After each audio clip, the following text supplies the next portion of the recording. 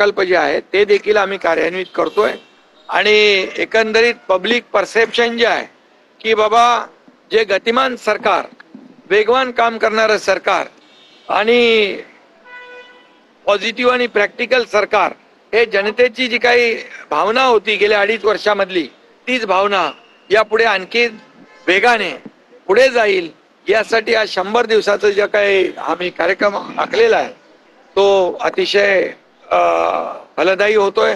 मुख्यमंत्री महोदय त्याचा आढावा घेत आहेत, सर्व अधिकारी गांभीर्याने घेत आहेत।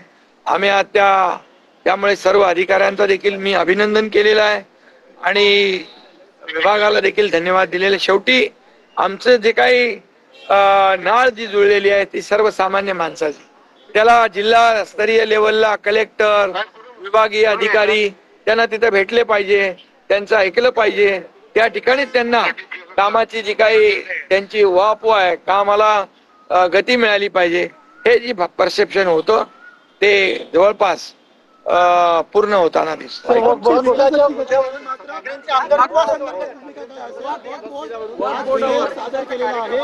ठाकरे गटाचे नेते बोलतायत वक्फ आणि हिंदुत्वाचा काही संबंध नाहीये म्हणून। बघा,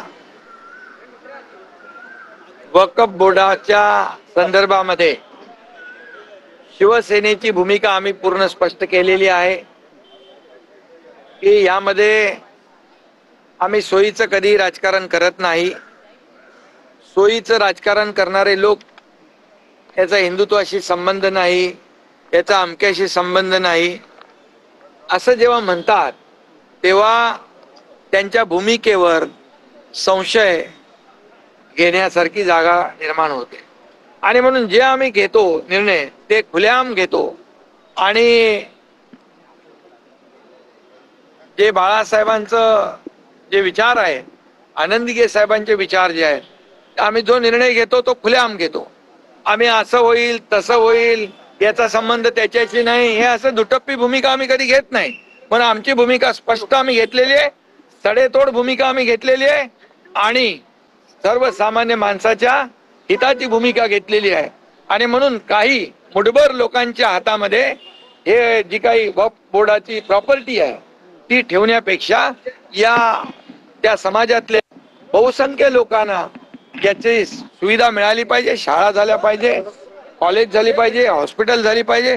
आज बघा, आज काय कंट्रोल आहे कोणाचा, आणि म्हणून हे जे काही वक्फ बोर्डाचं बिल आहे हे मुस्लिम समाजाच्या देखील हिताचा, फायद्याचा आहे आणि त्याचा त्यांनी विचार केला पाहिजे।